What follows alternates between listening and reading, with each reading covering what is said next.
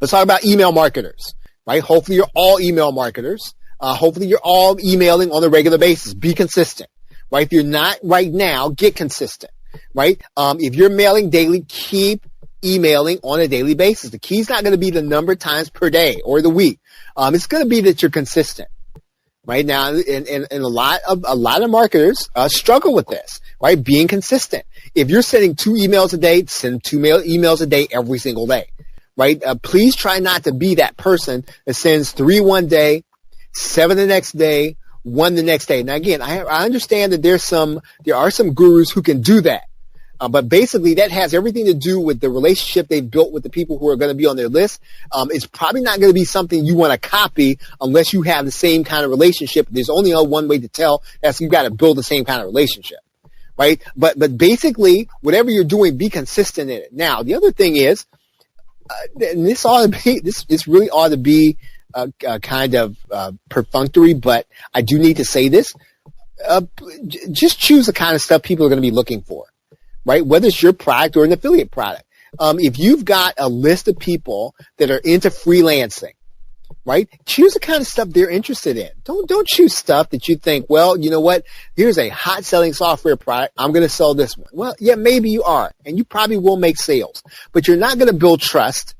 And what you got to do whenever you're doing this, if you got to build trust for the long term, you want to, if you're sending out a crappy email on Thursday, right? Thursday of this week to make sales.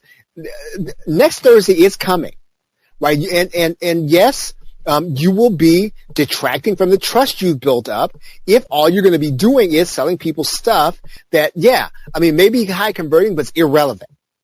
Right now, do develop a USP in your emails, right? There'll be some reason I look forward to your emails and I don't look forward to anybody else's. Now, again, I understand you don't have, not everybody has that kind of time.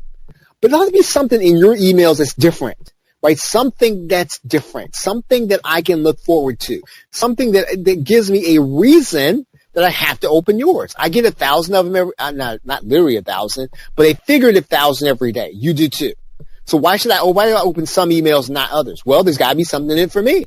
So put something in there that makes me open yours, right? Something. Again, listen. I know you can, everybody knows how to send a swipe and a promotion.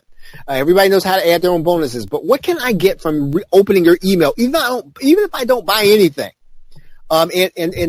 Now, some people are going to suggest, there's a gentleman I follow. He suggests to entertain people. All I'm going to tell you is, he's really good at it. And you can get good at it. I think as long as you're working with something, it's going to be in your reader's self-interest. You can get people to open your emails. Right? It's got to be about them, right? So whether you decide to entertain it or not, right? Make sure that when they open it, it's going to be about them. It's going to be in their self-interest, right? Even if what you're doing is you're sharing a piece of yourself, right? It's still got to be in my self-interest at the end of the day, right? But, storytelling is fantastic. But storytelling that doesn't lead to something that's going to be of benefit to me means then that you just talked about yourself for 15 minutes, right? I don't really care about you.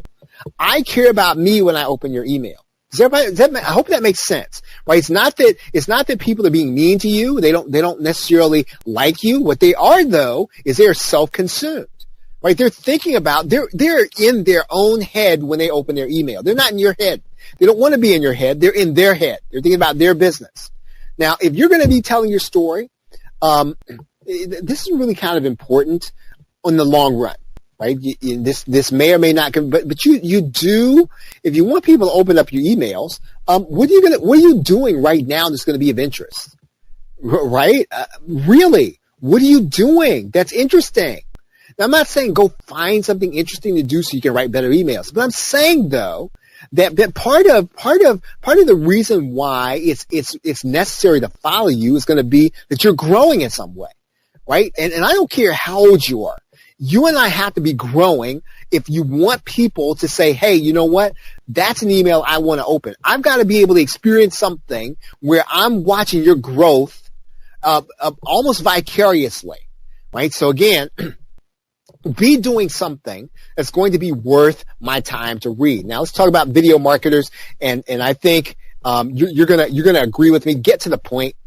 if you're a video marketer, you're doing a promotion or you're doing something to promote your own product, you're going to be relying on videos. Be thorough, but get to the point. Please do not do an 8-minute video.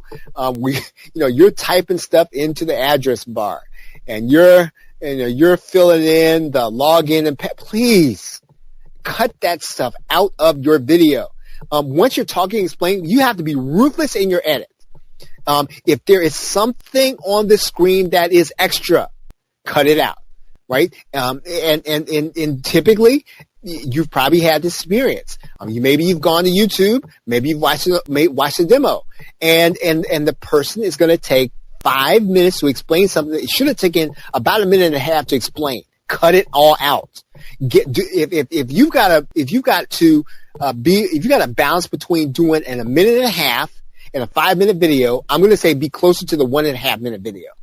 When you're recording, right, while you're going through the recording process, if you think you're going to ramble, stop the video, right, while you're recording. Just hit the pause button. Get your thoughts together, right? Now, again, you're going to go back and edit it, I know. But even if you're saying something relevant, don't ramble. And if you don't have it that day and you're kind of off that day, you need a little coffee or you need to stop, pause the video, right? Get up, collect your thoughts, and then come back to it. Now, in general, if you're going to do video, keep something happening on the screen. Try to make sure something changes every 6 to 8 seconds, right? That's people's attention span. That's what Hollywood does. They change something in the scene every 6 to 8 seconds. If you can, right, try to do that. If you're going to be doing a demo, right, you're going to be walking people through stuff, try to instruct on how people are going to benefit, but not something that they're going to learn inside your course. Right, so I'm talking about doing a video or demo where you're selling, even though you're doing a demo, but don't go so deep into demo mode that you start explaining something that's a concept they're going to learn in the product. Again, don't give stuff away. Tell people what they got to do.